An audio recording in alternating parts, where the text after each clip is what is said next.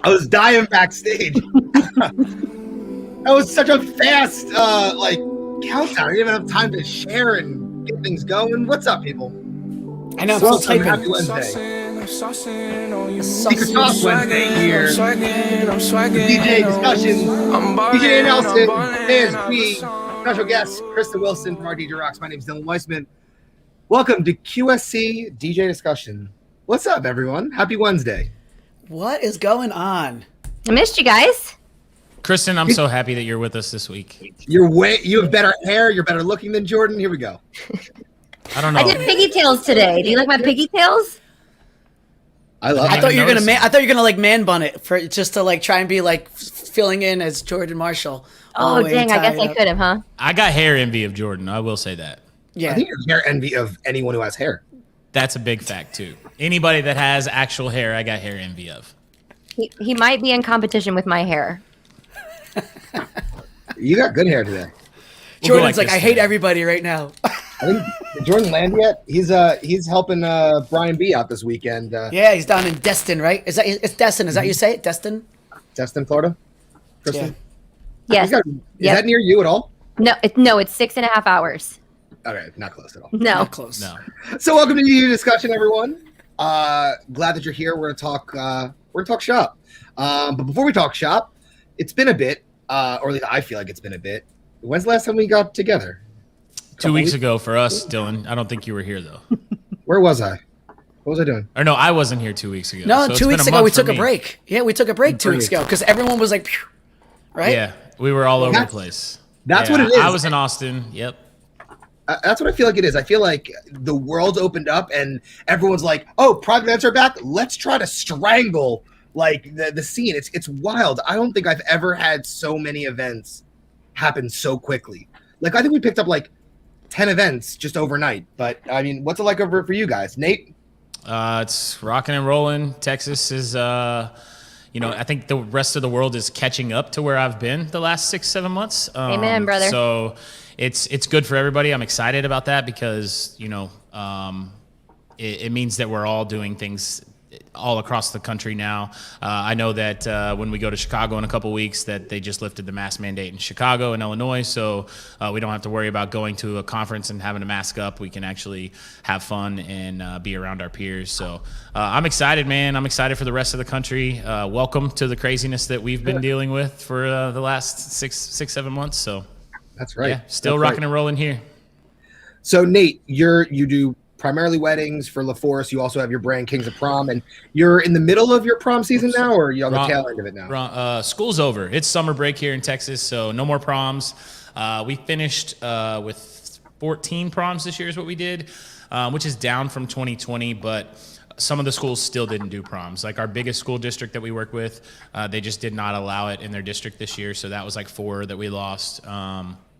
And then other schools just didn't have the budget because a lot of venues weren't, they were sticking to their contracts and things. And if you didn't reschedule within a year, you just you missed the boat on that. And a lot of schools lost money and they didn't have fundraising opportunities because of lockdown and certain things like that. So, but I think 2022, it'll be back. It'll be stronger, and looking forward to that. But we just had our busiest day ever in the history of LeForce Entertainment on May 15th. So just about a month ago. I think we did like almost 55 events that weekend, so it was crazy. Nice. Yeah. Wow. Hey, Dylan, didn't you guys just have a prom where like the the school didn't want to do it, so the parents decided to throw it. Isn't that you guys did that, right? Yeah, we had a few of so in the Philadelphia Central Christian. Yeah, so Jordan had one and I did one over the last month, where the parents just were like, "Hey, I'll be damned if my kid doesn't have a prom," because the school's like, "We're not doing anything. Like, we can't be liable for that." And the parents bucked up, put it together, and it was awesome. I did one, Jordan did one. And it was so cool because I think it brought back genuine like camaraderie among these teens, and that was so cool. Nate, I don't know if you saw that with your proms this year, but the proms that we did this year were so electric in a pure way. And sometimes those kids can be little, you know what? Yes, absolutely. But like I felt like it was so much fun in a pure way. And I'm kind of seeing that among all of our events, weddings, social, mitzvah, teen events. Like we're seeing a lot of this pure fun. So you got to remember though, Dylan, like this year too, it would have been everybody's first prom. So depending on, some schools do junior, senior, some schools do senior. But either way, because there was nothing in 2020, if you were a junior in 2020, this was your first prom no matter what. So the excitement was there for that. I just felt like I agree with you. This year's proms were a little different. I think it was just more of the excitement of us being able to put on big shows like that again. And it was, I like the word that you used. I like pure. I think that it was genuine fun. It was not, because you're right. Sometimes high school events for me, I leave them either super ecstatic, like, yes, that was the best raging party ever. Or I'm like, I fucking hate kids. I'm never doing this again. Like, you just have to, it goes one or the other. And I think that every one of them this year, we left with just a pure excitement, and everybody had a lot of fun because it was not like a wedding where you're doing this and this and that. It was like, okay, for us, our brand for school stuff is high energy, like a festival type stuff. So we got to bring out the big guns. We got to bring out the cryo cannons and all the lights and all the things. And it was fun to be able to do it again. And I think the kids just genuinely had a good time because I think a lot of it too is at the end of the year, the teachers had been, we had lifted our mask mandate before all the prom stuff happened. So the kids were able to go back to school without masks. Then they could go to a prom. So they really haven't had any kind of interactive thing like that. Even with sports, they weren't allowing most of the student body to go to sports games and things like that. So being able to just get out and celebrate with their friends, I think it was just more of a pure, genuine experience instead of like putting on a show and faking it or any of the things that they do, or just being little, you know what's. Yeah. Well, I think that was supposed to be our intro to Nate Nelson. Hey, Nate from Dallas, Texas. Let's head. You asked the question, Dylan. I'm just answering the questions. Okay. I'm out of practice here. So we have before we get over to JSG, who's got, it's just a good hair day for everyone, right, Jay? We're going to toss it over to Kristen, a very special guest, co-host of the panel that we go every other week with the female DJ discussion. Kristen, you're out of Central Florida. Why don't you tell us a little bit about your brand, what you guys are up to, and let our listeners know how great you are. Oh, goodness gracious. Well, what's up? For those of you who don't know me, I'm Kristen out of Orlando. I own the brand RDJ Rocks. We're an all-female DJ team as of right now, asterisk. So we focus a lot of our time on weddings. So you guys are all talking about proms and such. We haven't done one prom. Not this year anyway. So, I got a bunch of kick butt females that work for me. So. Wait, no, hold on. You can't like drop a bomb like that. So for our listeners, Kristen is like the female DJ in my eyes. Like when it comes to running and operating, an awesome event program, Kristen does it better than anyone I know. And you're telling me that you're changing the branding a little bit? Are you dropping like total bombs right now? I'm dropping little what are those things that on the 4th of July, the little bitty things that you like throw on the ground, they don't really do much, they just maybe a popper, might be just throwing a popper. I've always believed in female empowerment, and that doesn't change, but I think that there was once a time when Kristen asked the question, can chicks do this? And so I think that there is a segment of individuals out there that may be asking the same question and maybe don't have the same opportunity as us. And so I'm just hosting the idea around in my head of like, what could that look like, of the evolution of empowering, you know, more people to give them more opportunity. Well then. Don't really know where I'm going with that just yet, Okay. but the idea is rolling around. Okay. So that's great. Now, how many people do you have on your team, Kristen? So I have got 7 DJs and a roster of about 25 total between DJs, event staff, and office staff. Okay. And how many events do you think you're doing a year? Lord have mercy. Pre-COVID, it was almost 900 events a year. This year, I have no clue. I quit looking at the numbers, to be honest. Maybe if I just had to take a wild guess, maybe 500-600. But I think there's a lot of evolving going on. I think, you know, me as a CEO and a leader and a person who inspires other, I think my team is growing and evolving. And so we'll see. I think there's a numbers game that has to be played when you're doing something you love and you want balance and you need to pay the bills. And so I don't know. The game that I was playing before was so funsies, but it may be a different type of game that I play on the other side of this COVID pandemic. So we'll see. Wow. I like funsies. All right, good. All right, so Just so cryptic. Everything's just so cryptic. I know. I have I no feel- idea what to say to that. I'm just like, I'm like, hey Siri, Kristen's what does that so much mean? smarter than me. I just basically, in a nutshell, I don't know what I'm doing with my life, and I go on 15-mile bike rides every day. Which JSG, I need some of your workout. You made some workout mixes, didn't you? So I need some of those because I need some new inspiration. I'm just trying to dream up like what's the next version of me and RDJ Rocks and Central Florida and this DJ community and yeah. So Kristen 2.0. Yep. All right, cool. Across the panel, across the screen, our favorite, your favorite, the favorite, JSG, Jeff Scott Gould. What's up, man? Welcome back.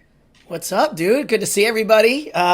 Before I go any further, you see the movie Office Space when the guy's like, yeah, I'm going to need to move your office downstairs. That's what you feel like now because you got like the panel behind you, like you got demoted. Oh, yeah, you're in trouble. That's my stapler. Did you bring your stapler down there, Dylan?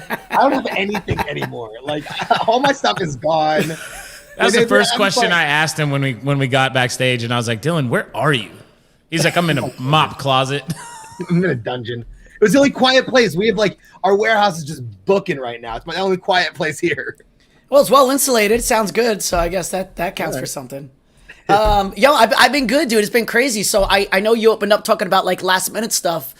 I can't believe how many 2021s I'm still getting, which is nuts because Facts. I think there's like these secret dates where we've had couples that moved and then like they moved back to the original date. So that like one coveted Saturday in August they had at this venue is like open. And I think people are trying to like take their 22s and put them back into 21 and 21s that move. Like, so there's all this, there's still juggling going on. But just the last minute stuff. Like yesterday, I did a live stream cooking show fundraiser that booked like 6 days ago. Then I have like a couple weddings where like now that I'm doing like the girls' bachelorette party, something like that too. Leading like all these like, like so. Wait, are you DJing that? Yes. As far as I know, I'm just DJing it. Just DJing it. For the record. Jeff was talking behind the scenes how he's a full service entertainer. I mean, But you're going to bring your secret sauce to that one, right, Jeff? Well, so okay. Reeling it back in. That's a beautiful segue into it's a beautiful segue into I think a really great topic for today, which is secret sauce. Now we're not talking about the secret sauce that Jeff was alluring to.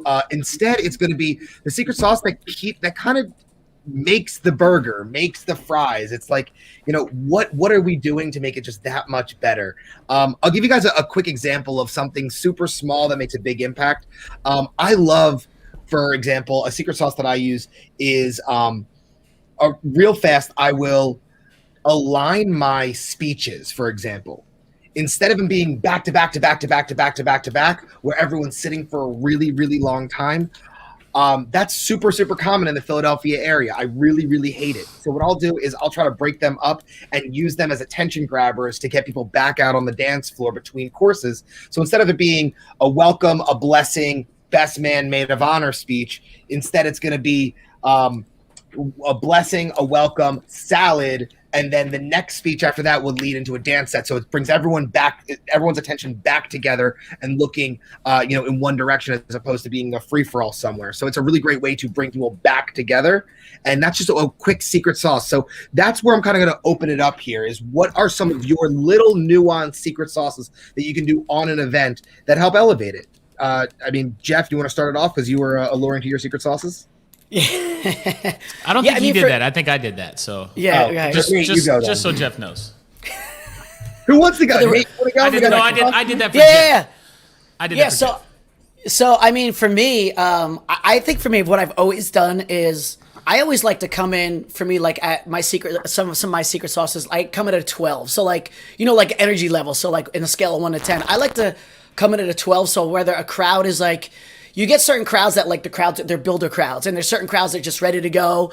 You don't really know till you get in there, but for me, I like to put that out right away. So I think it already lets people know before we drop whatever that like this is the kind of party it's going to be, and then with that, with my secret sauce is like we mix everything through dinner, getting dinner orders, whatever it is, and it's not like, and it's almost stuff that like we're telling the people like you could dance to the song, but you're not allowed to because we're taking dinner orders kind of music.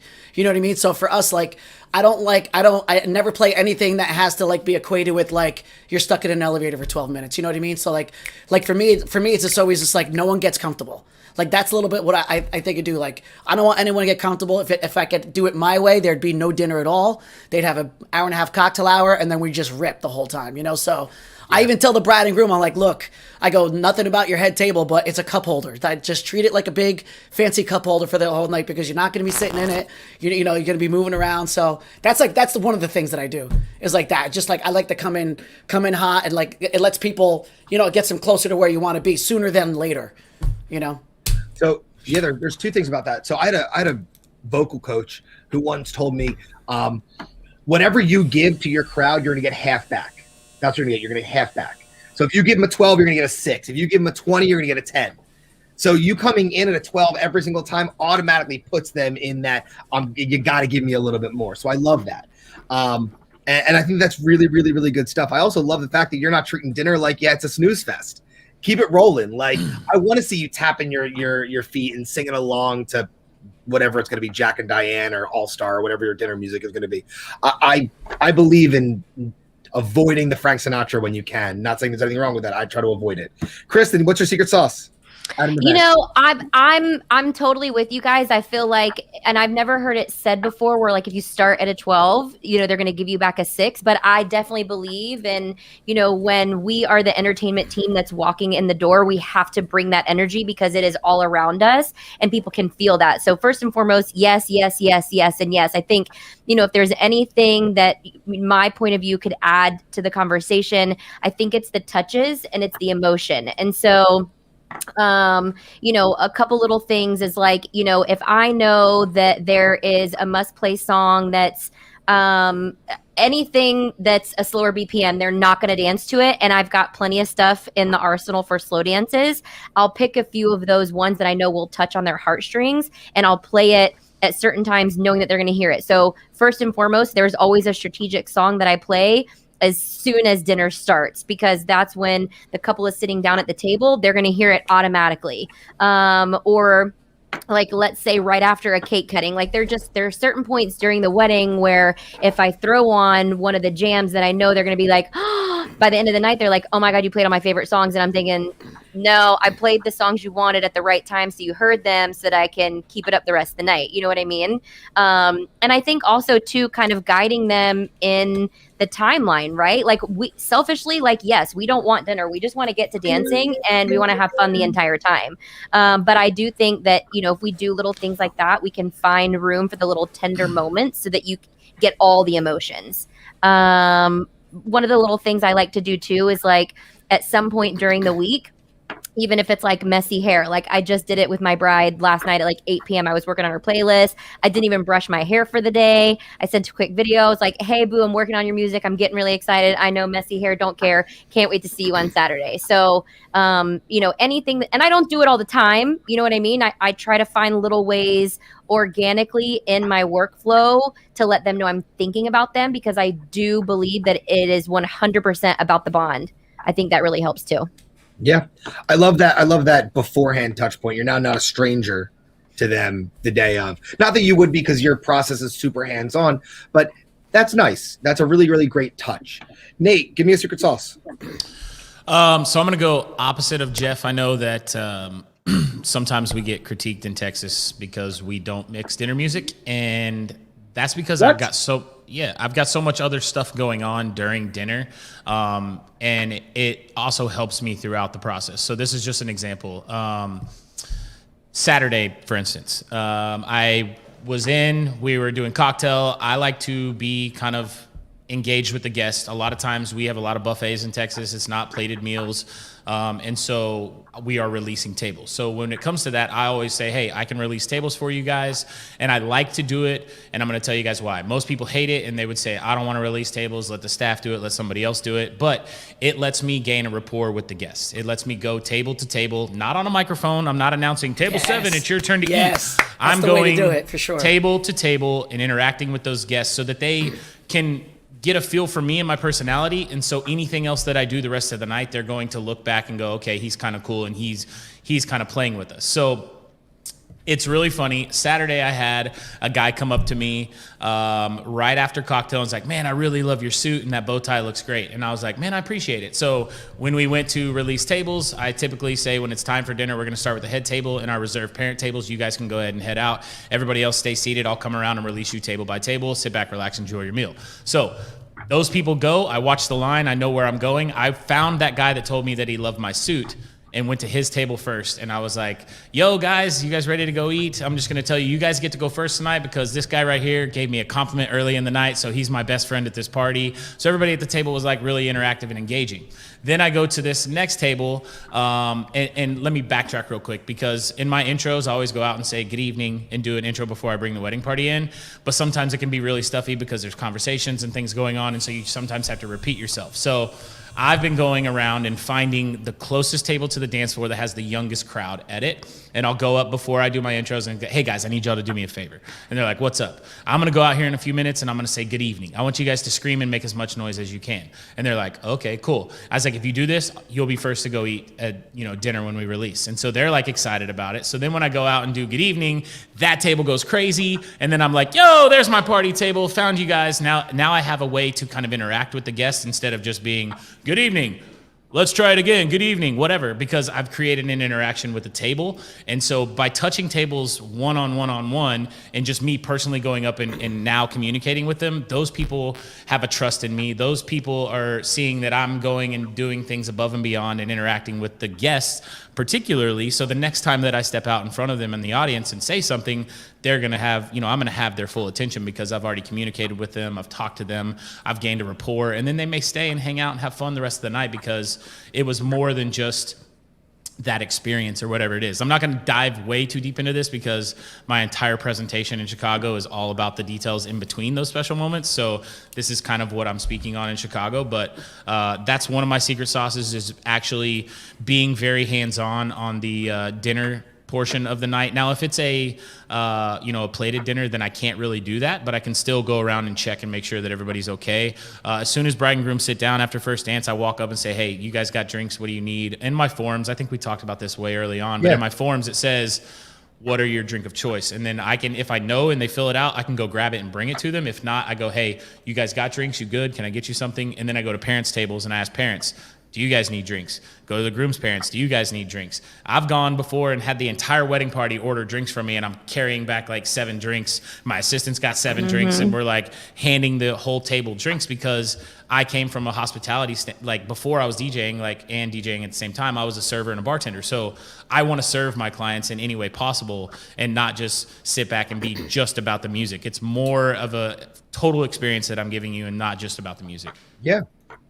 And Nate, really quick, if I could just jump into that really quick, I like what you said about like what you're wearing too, because I think that's another secret sauce that a lot of DJs overlook is like your presentation. I also feel like you're an entertainer, you can get away with. I think the liberty for us as entertainers, you have so much more liberty to dress more like fashionable hip, or cutting edge or hip, whatever the word is. Like I mean, there even at a black tie affair, like I'm still not gonna dress stuffy because I feel like even though these people are in a formal event, whatever, there's a point in the night where they're going to want to let loose. And if they don't know that you don't have that in you, even just visibly, that like, yo, this person's going to rock this shit. Like if they don't know that, you know what I mean? So I even feel like a tire because that's first impression. And I think it's got to be, I don't know if that's interesting for you, Kristen. Do you like dress understated? Because I don't know if it's just like a female DJ and the bride, if that's a different kind of, like outshining someone because you're like killing it outfit wise, or does like your girls and your crew, do they dress understated for that fact, or is it just personality and you do it? It's funny you asked that because my wheels are literally spinning over here. I'm like trying to like scroll through y'all's feed to figure out what you wear. I would say 100,000,000% in the very beginning, I was really careful what I wore because there was a lot of people who would say like, you got to be careful. Okay, there you go. Yeah. You got to be careful. Like you can't, you don't want to act like you're competing with the bride, whatever. So like, hair polished, everything black. And that's honestly where a long time ago, and this is not the only freaking pair of shoes I have, but that's where the sparkly shoes came from because everything else from like ankles up needed to be just like pressed, polished, professional. Also keep in mind, like I'm still very young, but like 10 years ago, I was even younger. So like I almost needed to dress more polished so that I looked older to gain the respect. You know what I mean? I think also that's where a lot of my MC skills had to come from because I couldn't, first of all, female voices, we don't have enough bass in our voice sometimes. And so I didn't want to sound mousy on a microphone. So it's all about like that energy and whatever. So moving forward, fast forward, we can be a little bit more playful now because, it's almost like when couples come to us, it's almost like a friendship that we're creating. There's no level of competition, before people didn't know us. So, I mean, I've even had brides be like, oh my God, I saw on Instagram, you wore your blazer with like glitter on the sleeves. Can you wear that? Or like, we've stepped out of the zone and we don't wear the same shoes every time. There's honestly a couple of blouses in my closet that I would love to pull out just because not all black on black, but fear's kind of holding me back because I do think it'd be kind of, fresh to do like, white or black pants, white top, black blazer, white shoes. So it's like black and white type thing, And it's funny, like, because of that stuff, like, your clients will, like, as much as we don't think that they research us on any different aspect of things, like, if you put that out there on your social media, you put it on your website. What up, Jordan Marshall? I guess he's landed in Florida. But it's literally one of those things, like, if you're putting something out there, like my last line of my bio that people read when they hire me, or it's on my website, is that I'm a sneakerhead, and that now, like, I didn't go to college, and that's part of my bio, is that I did go to college, but I didn't get a degree, but I spent most of my time in college prepping for this part of my life, which is partying and being in the nightlife scene and all those things. And that's what I learned in college, was how to do this and how to be successful at it. And so I write, my last line of my bio says, I guess it all paid off because now I can buy all those shoes that I wanted when I was a kid. And so people know that I'm a sneakerhead, and then they're like, yo, you wearing your Jordans to the wedding? Are you wearing this to the wedding? Like, and if you put that out there as part of, like, your style, your brand, or whatever it is that you have, then your clients are going to relate with you on that aspect of things. And then that's going to be a topic of conversation in a planning meeting, or on that, if they respond back to your video, Kristen, like, messy hair, don't care, like, whatever, like, oh girl, what are you wearing to the wedding? Like, and to touch on that, like, if you, like the Jeff said, do you overdress? My question I always ask in a planning meeting is, to the groom, what are you wearing? Okay, cool. What are your groomsmen wearing? I don't want to overdress any one of them, but I want to kind of match the scene. So if they're wearing black, I wear black. If they're wearing gray, I wear gray. If they're wearing blue, I wear blue. I have all 3 of those suits for that reason. And I have been struggling with recently, like, what to wear to be more edgy, because I feel like it is getting a little bit more lax, like you're talking about, Jeff. Like, Dom was my assistant Saturday. Dom Nagella, one of my top DJs on my team. He didn't have a wedding. My assistants were both out of town. So Dom's like, I'll assist you.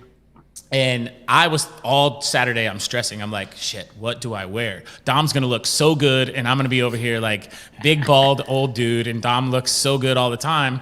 And he comes in with a full black suit, a black tee underneath it with a white little, whatever you call it, pocket thing. Yeah, the flower. Yeah, and the flower. And the flower. Yes, Looked fly, and I'm like, Jesus, I can't overdo him. Like, he looks so good, and he's got like the short pants with the socks. You don't see his socks, you see the ankles. I'm like, I'm going that route. Like, so I think now more than ever is a time for us to be able to kind of work on our style and what we want it to look like and be more trendy, because you are, like Jeff said, we are the DJs and we're the entertainment. We're bringing the fun. I think it's okay even in some of those black tie experiences, because the way Dom looked in a black tie thing, like he had the white pocket square and the white flower, all black with black and white shoes. It looked fire. Like, you could get away with that. So I also it's an try to interesting wear topic. really fly earrings. You always have fly earrings. I've never always seen you without fly earrings. It's funny. You're talking about, like, what you learn in school or what you don't. It was one of the, I remember vividly, a professional development coach came into one of my programs, and he goes, guys, you will learn that pocket squares and socks are your forms of expression, and ladies, it's your earrings and your shoes. So, interesting. Other than that, it's all, how poison polished can you be without overstepping or understating? You know what's crazy? There was somebody who came into town, and it was one of the networking meetings, and she was teaching the women how we should dress professionally. And like, it was a system, and she taught it, and she got paid well to do it. And she always said, if you want to look, like a professional woman in the event industry, you should always wear no bigger than like this size earring, and it's got to be a stud, or any size pearl. And so, like, in the very beginning, I was like, oh, I guess that's what I need to do. I have a whole pile of them in my jewelry box. And then at some point in time, I was like, I'm wearing like baller earrings. I'm done here. I'm a DJ. Yep. I feel exactly the same way. I mean, Dawson High's checking in saying that he wears Louis Vuittons. Okay, it's not in the budget, Dawson. You got to wait. Yeah.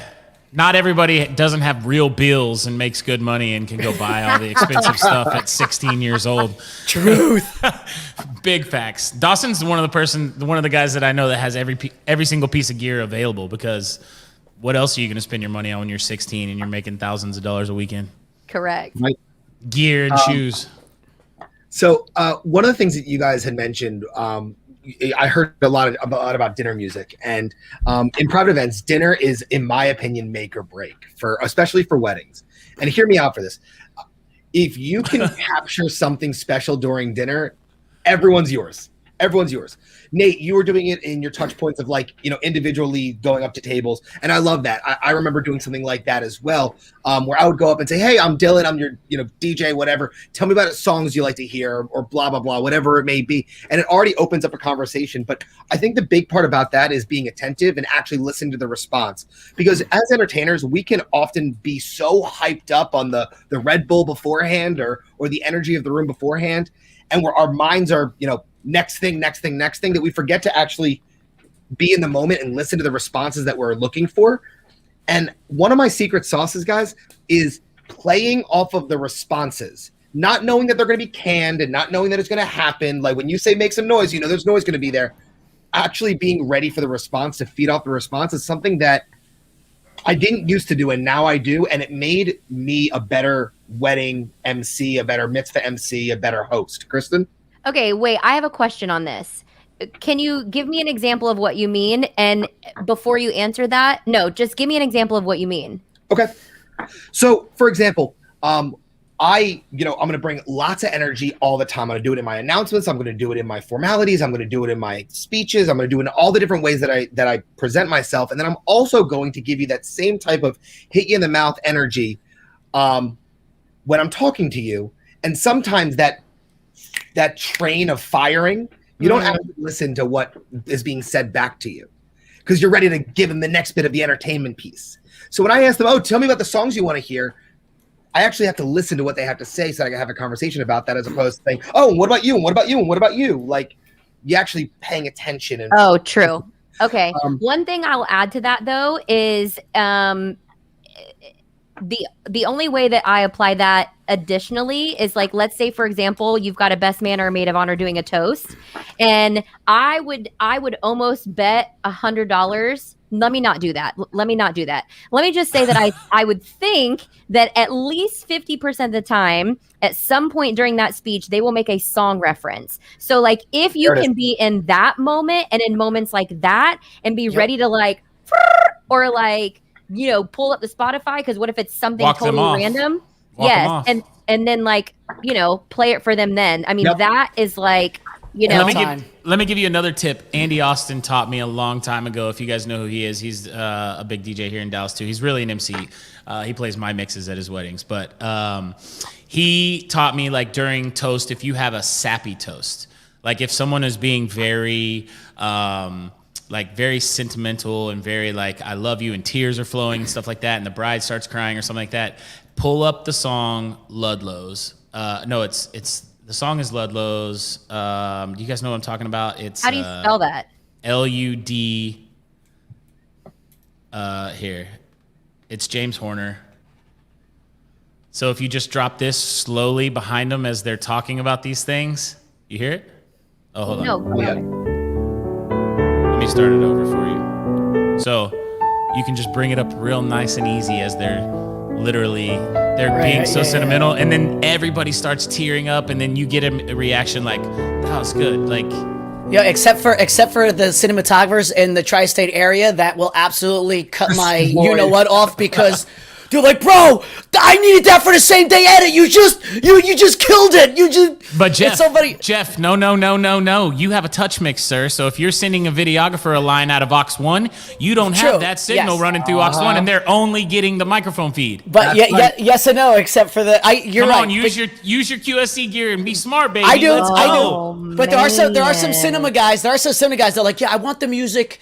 They're like, I want the music just 20% so I can sync it up with my other stuff, for like multi-camera, whatever. But if you do that, like, you just turn over and slide that down, slide your master down, and then just give them the mic. I'm just playing devil's advocate. It's a great idea. I get it. So, Kristen, you stole one of my other secret sauces, which was like pay attention to the speeches because of those things. But also, what you could do, a secret sauce that I have done. It helps a lot with mitzvah world because we're working with teenagers, but it's not a bad idea to get a copy of the speeches if they're being written out. So I love all my planning forms. I say, who's your best man? Give me their email. I reach out to them, say, hey, what's going on? So excited to hear from you. Hey, if you have a copy of your speech, send it on over to me. First of all, I get to now follow along. Second of all, I know that they're ending at a certain time. But my favorite secret sauce about this is, I would say 1 in 10 weddings, they forget their speech. And now I have a copy of it and I give it to them. That's good. That's a good one. So ding, ding, ding for Dylan. Pew, pew, Okay, pew. cool. Pew, pew, pew, pew, pew, Snaps pew, for pew, Dylan. pew, pew, pew. I didn't know that was a stumping one. All right, Jeff, give me some more, dude. Oh, other secret sauce stuff? Bacardi and Diet. Do it. Yes, Bacardi and Diet, of course. Slowly pickling my body for science. Another secret sauce I do, like I spend a lot of time like making sure like the video and the photo crew are like super comfortable with me, so it lets me get away with murder no matter what I'm doing. And if I a lot of times what I might do is, and almost couples are asking for me this now, where I do this like down and dirty group photo, like with every single person in the room. And it's not like, not like the prom picture or like the, the high school picture, like there's chairs. It's like, I put a beat underneath. I know it's like a beat that's something that the bride wants to hear, whatever. We get everybody up there, down and dirty, boom, kissing, blah, blah. We start right into a dance set. So for me, that like does like a million different things. It's a way to like get the room back. Like I'll use it if sometimes if it's a builder crowd and I'm like, yo, I got to jumpstart these people. Like they're not where I want them to be now. So like, that's just a great way to get people that haven't even put their foot on the center of the room to get down there. It's a great way to like not use a slow song to start up. It's one of those pictures that if the photographer nails it, it could be the centerpiece of their photo album. You know, it's just one of those things. And like I have it down to a science where I can literally get 160 people on the dance floor in like 30 seconds. You know, it's just, you know, just going, blah, blah, blah, I get up here and there's a loop going. And like I always work with somebody. So like anyone who's listening, I know some markets, people are still just doing one-man team for weddings or one-person teams for a wedding. And I love having a second person. I always have Bird, and Bird's a DJ, so I can do stuff like that. I can literally just 30 seconds left. I can just be like, blah, blah, blah, blah. I just go out and do something. He'll pick up the slack or whatever. You know, so like having a second person is huge. That's another secret sauce for me because it lets me do so much stuff. Like what Nate does where like he walks around and talks to people. Like Bird can play some stuff going into dinner. And I can go check in on the bride, check on the maitre d', whatever it is. He can go grab a bite to eat. I can DJ some other stuff, like so we can take turns, stuff like that too. But for me, just I always like whoever the vendors are or wedding professionals, whatever you want to call them, whoever's there. I always like make sure they're super comfortable so I can use them throughout the night. Like literally, like almost make you almost like assistants. They don't know that they're assistants, but they kind of are when you get them to do stuff like that. So that's kind of one of the other things I do. Yeah, man. Nate, you got one for me? Another secret sauce. I mean, toasting. I don't know how everybody else gets into toasts, but this is something I'm going to talk about as well too. Is like something I've always done is I call it coaching up the mic. So typically, people that are giving a toast, whether it's father of the bride, best man, maid of honor, whoever it is, they're not like us. They're not someone that's just going to grab the mic and be genuinely like excited and know how to talk on a mic. And you know, every once in a while, you do get that guy that has talked on a mic before and done it. So I always send out toasting tips in my forums. It asks me for like if anyone's speaking at your wedding, please give me their email address so I can send this PDF of just quick toasting tips, how to keep them to write their speech within 3 minutes or 4, like don't go over that, how to hold the mic, where to stand, but also like Jeff said, working with your video and photo team, like when we do toasts, it's not about where I want people to stand. It's where the photographer says the best look for them to stand is for their toast. So I'll go to the photographer first and say, hey, we're about to do cake and toast. Where did you want me to put and stage the toasters and the bride and groom so that you get your best optimal shot? And they're like, oh, just right there. I was like, you sure you want my gear in the background? You wouldn't rather do it up against the head table or the cup holder to put them I don't know if Jeff didn't catch that. Put them over there, so something that's pretty. And they're like, oh, yeah, that's a good idea. So work with them that way. But also it's how do you transition to get to the toast? Because if you just say, all right, ladies and gentlemen, at this time, our best man, Jeff, is going to give us the toast. Jeff, take it away. You are probably not capturing 100% of your audience at that time because something was going on before that where they may be in conversations, they may be doing this, they may be doing that. So one of my secret sauce is to lead in to do a practice toast with them. I know it sounds kind of cheesy to do it, but by the time I finish that practice, 100% of the people in that room are now paying attention and they're going to give their undivided attention to the best man or maid of honor because I'm going to talk for almost 2 minutes on, hey guys, this is exactly what I say. So I told you guys tonight was going to be one of the best weddings you've ever been to. This toast is going to be a part of it, so we're going to practice to make sure that we get it right for Jeff and Kristen. So what we're going to do is we're going to practice whatever it is you normally say when you take a toast. If you're one that says cheers, I want you to scream it out. If you say salud, dilly dilly, whatever it is, let's have fun with this. We are celebrating Jeff and Kristen tonight, okay? All right, glasses down. We're going to raise them high in the sky on 3. Here we go. 1, 2, 3. Everybody raises their glasses. The cheers, it's all fun, games. And if they weren't paying attention, if they were still in a conversation, when all that noise erupted in the room, now they're like, oh shit, what did I miss? And now they have their full attention on the person that's going to give the toast. Now, what this also does is because I talked to that photographer beforehand to say, hey, where do you want them to be? I let them know I'm doing a practice. So if you want to shoot mom and dad or somebody else raising their glasses for the toast and you're not focused 100% on the bride and groom or the people that are toasting, now during this practice, you can go shoot other people in the room that are toasting to get that second shot if they don't have a second shooter or whatever it is. So I knock out 2 birds with 1 stone. And then when I finished that practice toast, I said, all right, let's go ahead and turn it over to our maid of honor, Kristen. Take it away. It's completely quiet in the room. I got everyone's attention, and now we can roll straight into toast without them having to try to compete with the crowd and the audience. Yep. I mean, yeah. Yeah. You just do it right. And when you're a professional, you do it right. So we had a few other things that we wanted to talk about today. We were starting to talk about furniture, and we're up against the time here. So, Kristen, do you have any other quick little things that you wanted to mention about secret sauce before we move on to our next topic? I'm golden. We nailed it. We nailed it. So the the other topic we had on today's discussion board was presentation of DJ booths or DJ furniture. Just presentation in general, like everything. Presentation in general. Yeah. So look, you got to look good to feel good, I think. And I think that embodies your setup as well. I mean, for God's sakes, like just wire management alone can make you feel like $1 million from a performance standpoint. So what are some of the key items to make sure that your presentation is great? And then we'll get into some DJ furniture. So for me, I need to know that my wires are going to be tucked, nice, neat, not going to be in shots. They're like, it's going to be beautiful. And I'm not going to trip over it because I am like an Energizer bunny, like running back and forth between different things. And a lot of it's happening behind the DJ booth. I need my space and I need my track. So what are some of the key items for your presentation? Kristen?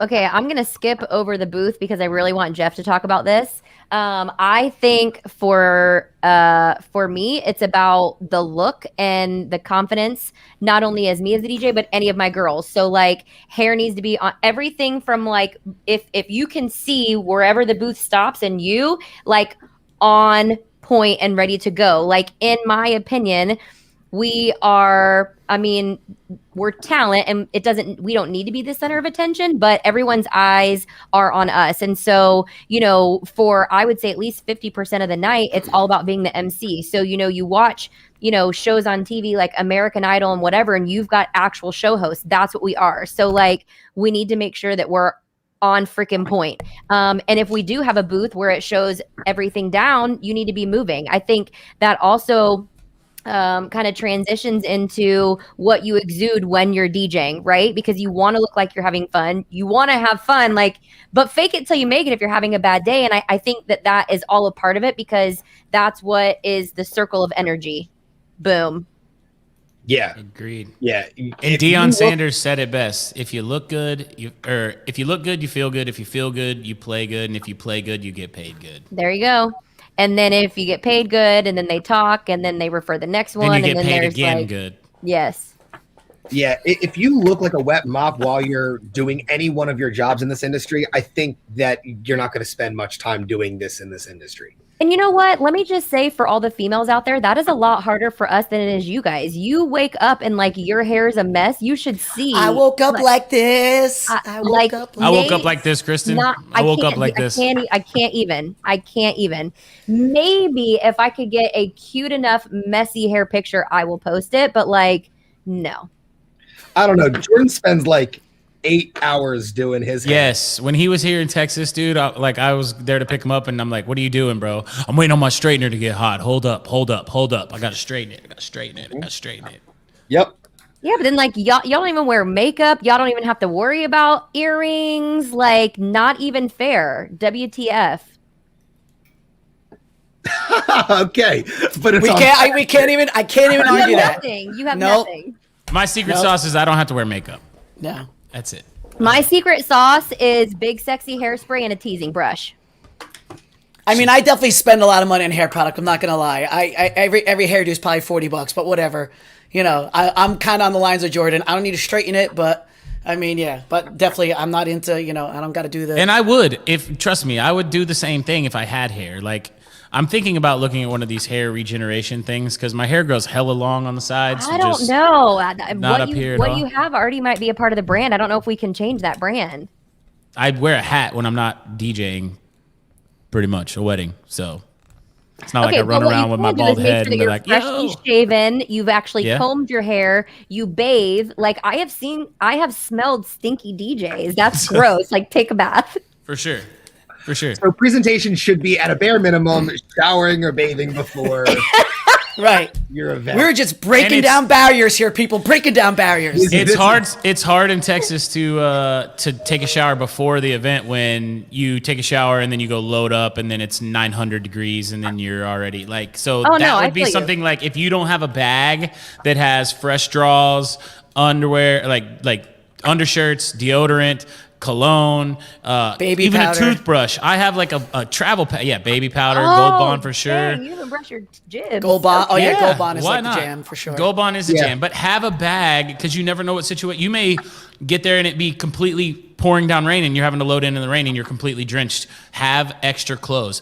Bring an extra dress shirt, bring an extra suit jacket, bring extra suit pants. I've stepped straight through my pants before one time and just split it with my foot caught it. You know, like what do you do at that point? Over to pick up a Have backups right of not just your gear, but your clothing and all the essentials of your clothing as well. Because, you know, you could go build this bag and just leave it in the back seat of your car and never have to worry about it. But if you got fresh draws, deodorant, toothbrush, undershirts, all those things, you're golden.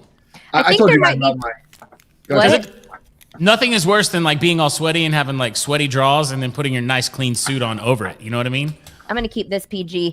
I think that there is it seems to me that there's 3 elements to this, right? What was the question?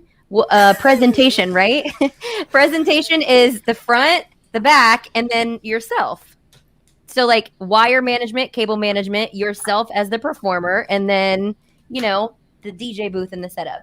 Oh, I thought you were talking about like the front of your body, the back of your body. No! At first I was like, where's she going with it? I don't know what the back of my body looks like. I don't either. So funny. I don't know where we were going with that, but I like it. I told you guys about my oh shit kit that has all that stuff in it. You should build it. You should build an oh shit kit. Like when things go wrong, you have your Jeff, your baby powder.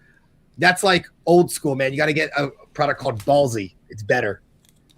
Oh, yes. I know. It's just that baby powder you can literally get anywhere. You can go get it at the Quick Check. So it's, you know, it's... Yeah. I don't know if Ballsy is next to like the gum, you know, in the impulse aisle where I know that's the best. That's the best anti-chafe thing I've ever gotten. Jeff, tell us about DJ Furniture. Oh yes. So the other going with that, but let's talk about DJ Furniture. Yeah, Kristen, our segues are so professional. That's how you We're the most professional segues in the business. We're talking about my chafing issues. At least you guys don't make me feel uncomfortable. Right. Yeah, I know that was one of the top topics I know when we were getting ready to go online today or go live today was like our presentation. So when you mentioned DJ Furniture, I had to go look back in my emails when I first came up with the concept. And so I realized that myself and Jason, I think we started DJ Furniture in 2011.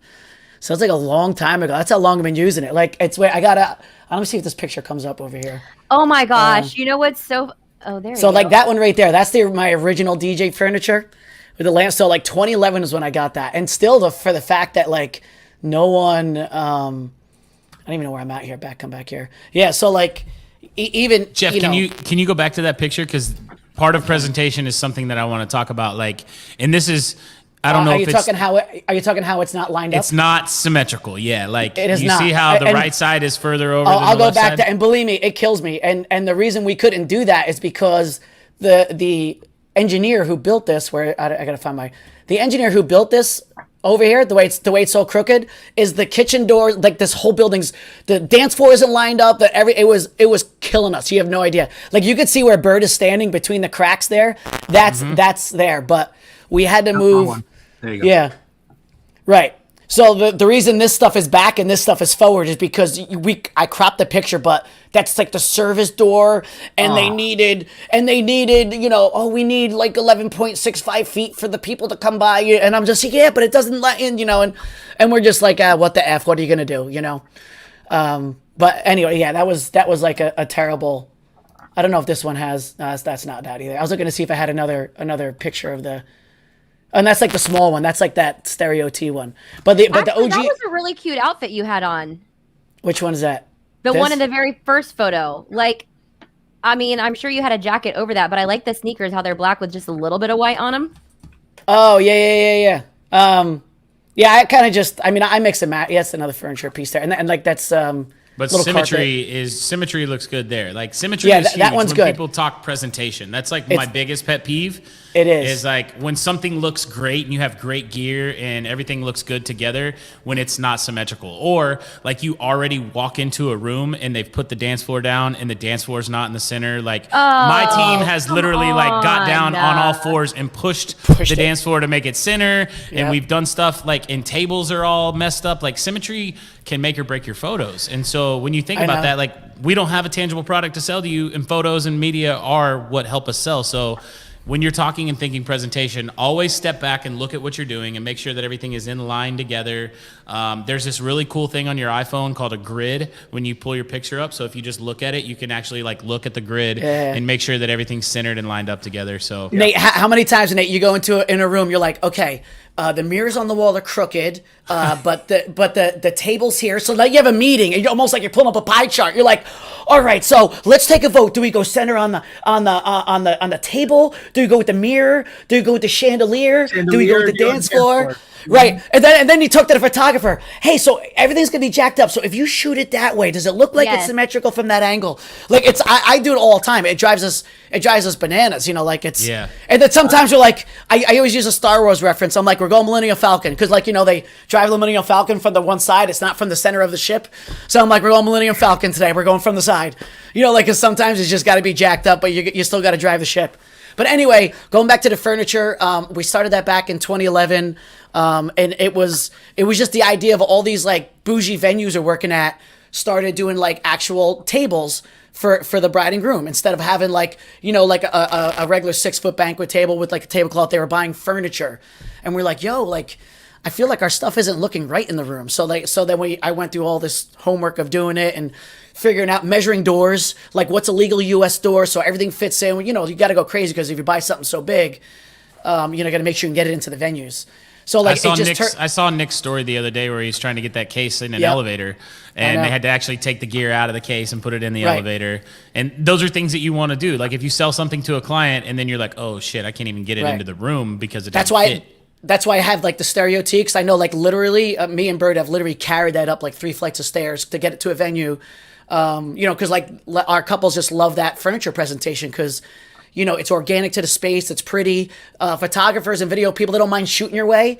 Because like that last setup you had, Nate, with the that kind of glass table and the like beautiful. Like there's not a bad spot anywhere in that room to shoot, including your setup, because it matches the space. So, I mean, and talk about presentation. I think that's kind of secret sauce for everyone's brand, right? Everyone presents their brand differently. So, like my secret sauce has always been like from 2011 has been like furniture. I know it's like 7 times the amount of work, but like just people walking in, like people come out like they pet that they literally pet the furniture.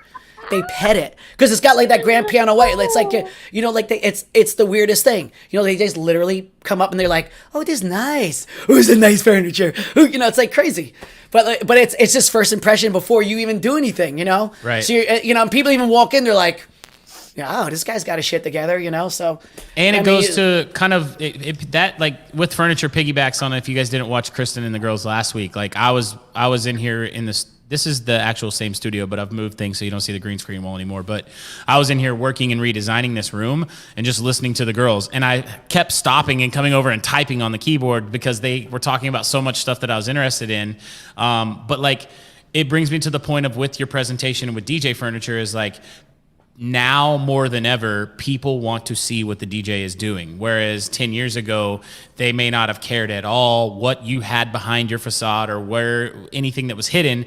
They want to see you touch your buttons. They want to see you turn the knobs. They want to see you do this because DJs are at the front or the forefront of like live entertainment in festivals and things like that now. So they want to see it. Even on TikTok, if you're going through stuff like you see the DJs doing stuff on their buttons and mashing up songs and doing all these things, they want to see you do it. So furniture actually allows that stuff to be right out in front, nice and clean. That whole conversation is what sparked me taking that mirrored table, Kristen, this past weekend, because I knew I had Dom with me. We were going to do I had a 3-hour dance set and we were going to do the duo on the last hour. And so I was like, yo, let's take the mirrored table. Let's do something different. And the client didn't even know. Like she walked in and she was like, oh my God, I'm in love with your setup. And so we took a bunch of pictures. Now I'm selling that and being able to do that. But that's just a table that we got from an event rental place that's like 7 foot long. My stuff fits on it perfect. It's the perfect height. It's not inset. But we added the greenery to it to hide cables and do other things like that. And that was just me talking to the florist and incorporating flowers into it. Yeah. And then the florists feel special. They're like, oh, he wants my stuff to look cool around his stuff. Like, whatever. So and it's great. Go ahead. Sorry, Kristen. Well, I was going to say, okay, well, no, you go, because I might derail this conversation. No, I was just going to say, like, and just, I don't know if this is going to focus, but so this is like, I get this picture all the time for that I'm using furniture. Oh, gotta go down there. You know, since you're exposed, you know, I get the bride out there all the time, and like people can see it. And I literally, I mean, she jacks up the song, but I literally tell her like, yo, grab the table, scratch it, and whatever. You know, I'm like DJ lesson, you know, whatever, blah blah blah. But like those shots are just, I mean, it's another thing built in from using something like that, you know, because it's exposed, everyone can see it. She's a DJ, crowd's going, ah, you know, it's awesome. As you were, Kristen, sorry. Okay, so then that's perfect. So then here's my question. That's the one we were just talking about from this past weekend. Yeah. Let me see if it'll focus. So badass, dude. Yeah. What a great setup. It's kind of out of focus, but sexy. there you go. Yeah. Yep. Wait, then that's like a legit booth, yeah? No, Not like that's just a table. Like we have two of them. There was an event rental. Todd Events is used to be right across from us at our old warehouse, and they were getting rid of a bunch of stuff, and we went over and looked at it. And I was like, yo, that would be great for like some different type of like stuff that we could use. And we actually had it in our studio. That was our first streaming table that I had just green screen over the top because it's the perfect height. And we just wrap them up in blankets, and it's a big piece. And like Jeff said, it's 7 times the work. If you don't have a road case for it and you have to carry those things in, it takes a little bit more time, but it's totally worth it. The aesthetic of looking super, super clean. And like Jeff's right, like people came up all night and were like, it was a mirrored table, but they're like, I don't know why they want to put their hands on it. They're like, oh, they just look. They want to see what you got going on back there. Like, and if you have a facade in front of everything and you can't see your turntables, and if you use a banquet table, then it's so much lower to the ground. And you, like for me, I'm 6'6", so bending over is just not my thing. I haven't used a banquet table in 5 years because it's just too short. So, but yeah. Like, I think that you guys touched on it last week. I think people just want to see what we're doing. No matter if you have actual DJ furniture or something else, a table, like talk to your venue. Like say, do you guys have anything cool that I could and you just throw your 1000 up on top of it, Kristen? Like make your cables look nice and clean, and then it's just something different. It doesn't have to be something built in. You can just work with different aspects around it and go buy an IKEA table, anything. Okay, so that's my next question. Like, does it matter if it's like a 1000 SX or like turntables?